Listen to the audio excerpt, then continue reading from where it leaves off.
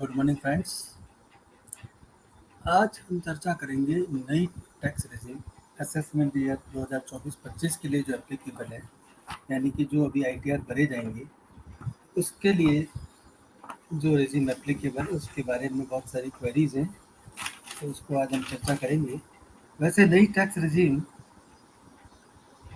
Finance act 20 से assessment year 2021-22 से आई थी, लेकिन पिछले साल फाइनेंस एक्ट 2023 में गवर्नमेंट ने इसको अट्रैक्टिव बनाने के लिए इसमें कुछ फीचर्स ऐड किए थे। रेट ऑफ टैक्स को, स्लैब ऑफ टैक्स को रिजिक किया था और मेनली स्टैंडर्ड डिडक्शन इसमें अलाउ किया गया था, और एसएससीज की कवरेज इंडिविजुअल एचओ से बढ़ा करके और दूसरे एसएससीज भी इसमें लिए गए थे। तो अब मैं वन बाय वन इसकी जो है इसको डिस्कस करेंगे इश्यूज को। तो ये एक तो new tax regime current financial year 2023-24 से, यानी कि करंट असेसमेंट ईयर से, जिसके रिटर्न अभी 31 जुलाई और 31 अक्टूबर को भरे जाएंगे, इसमें डिफ़ॉल्ट टैक्स रेजिम है। मतलब अगर आप ऑप्ट नहीं करते हैं ओल्ड टैक्स रेजिम, तो आपका न्यू टैक्स रेजिम से असेसमेंट कर दिया जाएगा। ये टैक्स रेजिम ऑल इनकम्स पे लगेगी, but other than section 115(10) to 115 BBJ में जो इनकम्स स्पेसिफाइड हैं उनके ऊपर तो नहीं लगेगा। उस पर विस्तार चर्चा आगे करेंगे। ये tax regime individual HUF, AOP, other than A cooperative society, body of individuals, artificial juridical person पे लगेगी। पहले पिछले फाइनेंस एक्ट 22 तक की केवल इंडिविजुअल एचयूएफ पे लगती थी। अभी इसका दायरा सभी एसएससीज को बढ़ा दिया गया है, other than cooperative society and corporate एसएससीज and partnership firms. Residential status irrelevant है, नॉन रेजिडेंट भी नई टैक्स रेजिम में अडॉप्शन कर सकते हैं। टैक्स रेट्स को थोड़ा सा युक्तिसंगत बनाया गया। 3 लाख तक नील, 3 लाख से 6 लाख तक 5%, 6 लाख से 9 लाख 10%, 9 लाख से 12 लाख 15%, 12 लाख से 15 लाख 20% और 15 लाख से ऊपर 30%। सरचार्ज और सेस जैसे नॉर्मल इनकम पे लगते हैं वैसे ही लगेंगे, कोई इसमें चेंज नहीं है। स्पेसिफाइड इनकम जो है सेक्शन 110 से लेकर 115 बीबीजे में है, उनको उनका जो टैक्स रेट है वो वहाँ जो स्पेसिफाइड है वही लगेगा। तो long term capital gain, short term capital gain 111 ए में है, 112 में है, 112 ए में है, उनके ऊपर टैक्स उसी तरह से लगेगा जो नॉर्मल केसेस में लगता है। 87 ए की रिबेट इसमें पहले भी अलाउड थी इंडिविजुअल रेजिडेंट इंडिविजुअल को, अभी भी अलाउड है। 7 लाख तक की इनकम पर तो कोई टैक्स ही नहीं लगेगा, क्योंकि 25,000 की इसकी रिबेट मिल जाएगी। 7 लाख से ऊपर वालों को मार्जिनल रिलीफ दिया गया है। मार्जिनल रिलीफ का इस तरह से डिजाइन किया गया है कि आपकी इनकम अगर 7,10,000 है, तो आप पर जो टैक्स लगेगा, तो टैक्स लगने के बाद आपकी इनकम 7,10,000 से नीचे नहीं जाएगी। इस तरह से इसको डिजाइन किया गया है।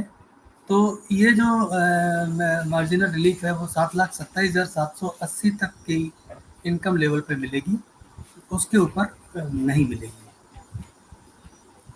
चैप्टर 6 के रिडक्शन 80CCD2 जो एम्प्लॉयर कंट्रीब्यूट करता है न्यू पेंशन स्कीम में, नोटिफाइड पेंशन स्कीम में, वो मिलेगा। 80JJAA न्यू एम्प्लॉयमेंट के लिए मिलेगा। 80CCH2 जो अग्निवीर स्कीम में गवर्नमेंट कंट्रीब्यूट करेगी वो मिलेगा। इसके अलावा 80LA में जो डिडक्शन मिलता है उसकी कंडीशन फुलफिल होंगी तो वो मिलेगा। इसके अलावा कोई डिडक्शन नहीं मिलेगा चैप्टर 6A में।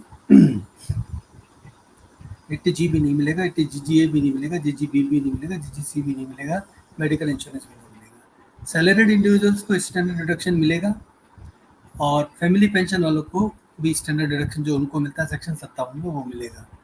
क्या नहीं मिलेगा? लीव ट्रैवल कंसेशन का एग्जेम्पशन नहीं मिलेगा, हाउस रेंट अलाउंस का एग्जेम्पशन नहीं मिलेगा, जो अलाउंसेस सेक्शन 10-14 में मेंशन्ड है वो नहीं मिलेंगे, एमपी एमएलए के अलाउंस नहीं मिलेंगे, चिल्ड्रन का जो 10-32 में जो 1,500 रुपये पर चाइल्ड का छूट है वो नहीं मिलेगा, 10AA का एग्जेम्पशन नहीं मिलेगा, एंटरटेनमेंट अलाउंस का प्रोफेशनल टैक्स का डिडक्शन नहीं मिलेगा।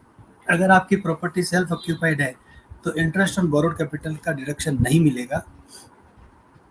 लेट आउट प्रॉपर्टी है तो लॉस जो होगा वो सेट ऑफ नहीं होगा किसी दूसरी इनकम से, और वो कैरी फॉरवर्ड होगा, उस पर भी चर्चा कर लेंगे आगे।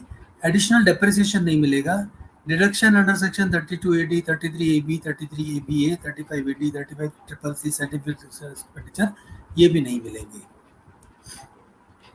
इसके अलावा ऐसा कोई लॉस और डेप्रिसिएशन जो इन चैप्टर 6A के डिडक्शंस की वजह से पिछले सालों में कभी कंप्यूट हुआ हो तो उसको खत्म मान लिया जाएगा, that will be treated as finished.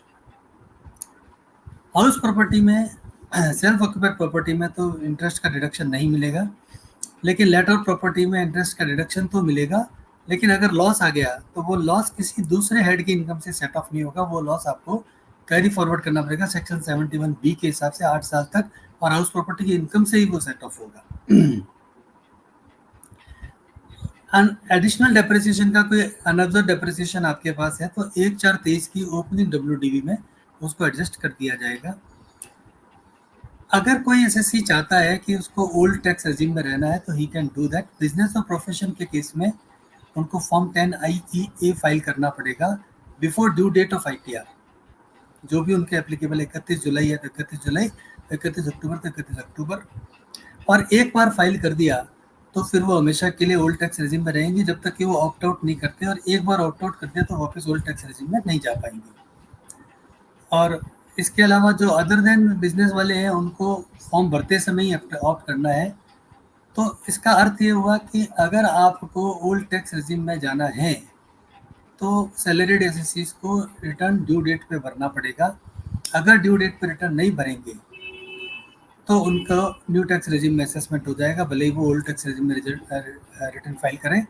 Business वालों को ड्यू डेट ऑफ ITR से पहले फॉर्म 10 IEA फाइल कर देना होगा, तब वो ओल्ड टैक्स रेजिम ले सकते हैं, फिर तो बिलेटेड रिटर्न में भी ले पाएंगे। लेकिन सैलरीड वालों को बिलेटेड रिटर्न में न्यू ओल्ड टैक्स रेजिम नहीं मिलेगा, उसके लिए उनको न्यू टैक्स रेजिम में ही जाना पड़ेगा अगर वो टाइम पे रिटर्न नहीं भरते हैं तो। अब इसमें फैसला करना है कि ओल्ड में फ़ायदा है कि न्यू में फ़ायदा है, वो डिपेंड करेगा आपकी सर्कमस्टांसेस पर। अगर आपका इन्वेस्टमेंट भी है 1.5 लाख का, पेंशन प्लान में भी 50,000 रुपये डाल रहे हैं, हाउसिंग लोन भी ले रखा है, मेडिक्लेम भी है, तो कई केसेस में ओल्ड टैक्स रेजिम में फ़ायदा होता है। और अगर आपका बहुत ज़्यादा ऐसा नहीं है तो जनरली 10 लाख से ऊपर की जो इनकम वाले हैं उनको न्यू टैक्स रेजिम में टैक्स का बेनिफिट मिलता है। तो ये आपको देखना पड़ेगा कि आपको फ़ायदा किस में है। एक TDS का इशू आता है कि TDS कैसे काटेंगे। TDS काटने के लिए एम्प्लॉय से डिक्लेरेशन लेगा कि वो न्यू में जाएगा कि ओल्ड में जाएगा, तो उसके आधार पर TDS काटेगा। अगर कोई डिक्लेरेशन नहीं मिलता है तो वो न्यू टैक्स रेजिम के हिसाब से TDS काट लेगा। और एम्प्लॉय के पास ऑप्शन है कि जिस वक्त वो ITR भरे वो चाहे तो न्यू में रहे या ओल्ड में रहे।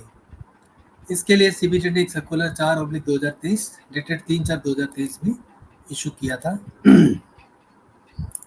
तो इससे सारे आपके जो क्वेश्चंस हैं इस मैटर से रिलेटेड आई थिंक इस शॉर्ट वीडियो से क्लियर हो जाते हैं कि क्या बेनिफिट मिलेंगे और क्या नहीं मिलेंगे। फाइनेंशियल ईयर 2023-24 से ये लागू हो चुकी है नई टैक्स रेजिम, तो अभी जो रिटर्न भरे जाएंगे जुलाई में, अक्टूबर में, उनमें इसके अकॉर्डिंग फाइलिंग होगी। अगर आप न्यू टैक्स रेजिम ऑप्ट करते हैं, अगर आप न्यू टैक्स रेजिम में फाइल करते हैं या ओल्ड टैक्स रेजिम ऑप्ट नहीं करते हैं तो डिफ़ॉल्ट टैक्स रेजिम न्यू है और न्यू के अकॉर्डिंग आपका असेसमेंट कर दिया जाएगा।